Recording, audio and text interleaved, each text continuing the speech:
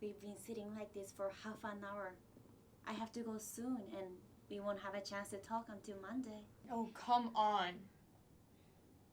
I don't know what you mean. You know perfectly well I've lost a filling. No, I didn't. Yesterday the nurse came by and told me I had to go to the dentist. Well? You arranged it all, didn't you? Honestly, I don't know what you're talking about.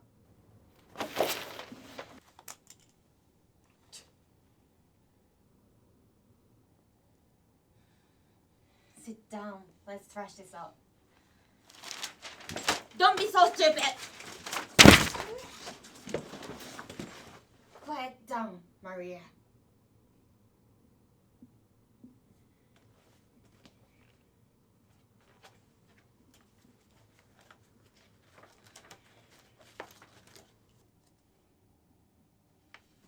You're always making excuses. You thought I sent you to the dentist so that he can give you an injection, didn't you? A sedative. Wasn't that it, Maria? I asked the nurse, and she told me that I had to prepare for an injection. And when I told her that I didn't think it was necessary because my root was already filled, she told me to prepare for it anyway. You've made all that up. I promised that you won't be given any injections and pills, and I'll keep my word.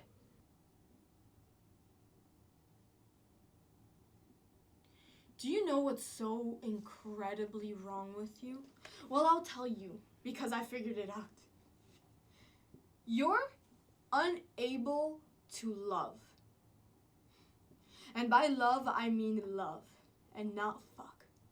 Though I doubt you're pretty good at that either. Do you know what you are? You are almost unreal. I thought if I liked you just as you are, that maybe you'd become more real. You know, if I loved Jenny uncompromisingly, maybe you'd become less anxious and more sure of yourself. Because that's what people do, don't they? When they think they're loved. Even if it's a dog who loves them. But not a hope. Jenny looks at me with her lovely big brown eyes, the most beautiful eyes in the world. And all I see is her anguish.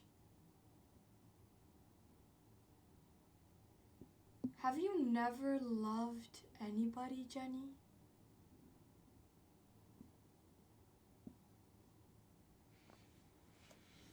What would you say if I raised my hand and stroked your cheek? What would you say if I lowered my hand and fondled your breasts? What would you say if I lowered my hand even more and fondled you between your legs?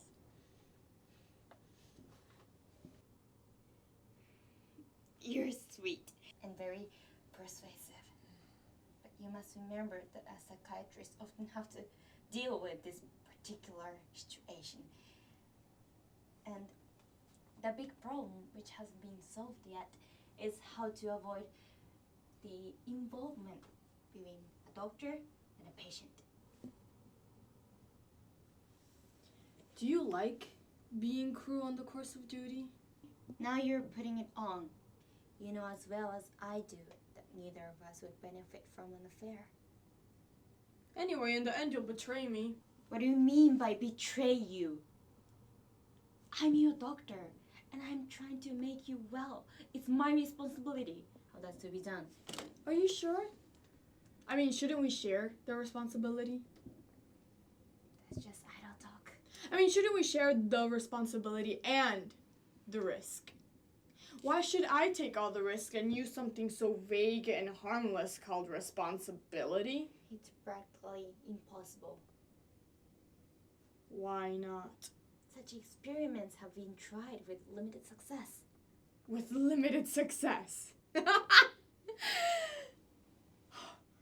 You're fantastic.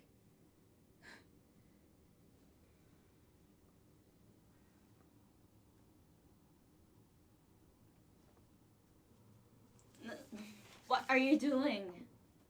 You won't make love to me? No, I certainly won't. But if you'd like to continue your inadequate attempts to make you well, I'll gladly do what I can. On your terms? Yes, on my terms.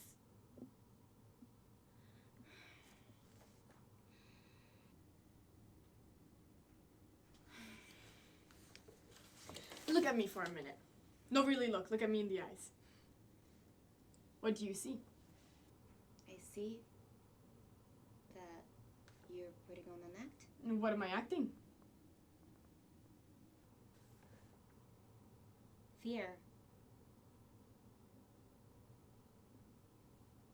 Anguish, I think. What am I acting now? Look carefully.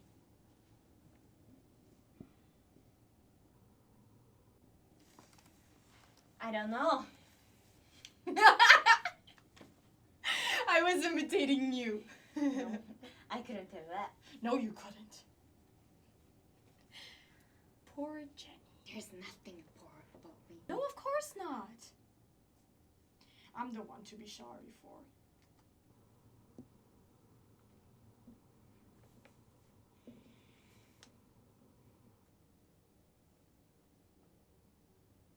Isn't it awfully muggy?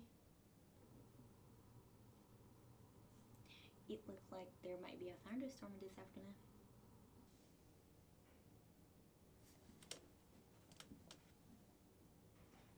Do you never feel hopelessly, helplessly, powerlessly helpless?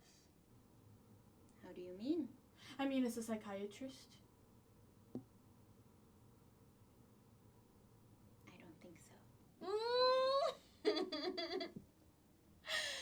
Doesn't it say on your first page of your first textbook that a psychiatrist must never feel hopelessly, helplessly, powerlessly helpless, and that if the psychiatrist does feel helplessly hopeless, he should never admit it?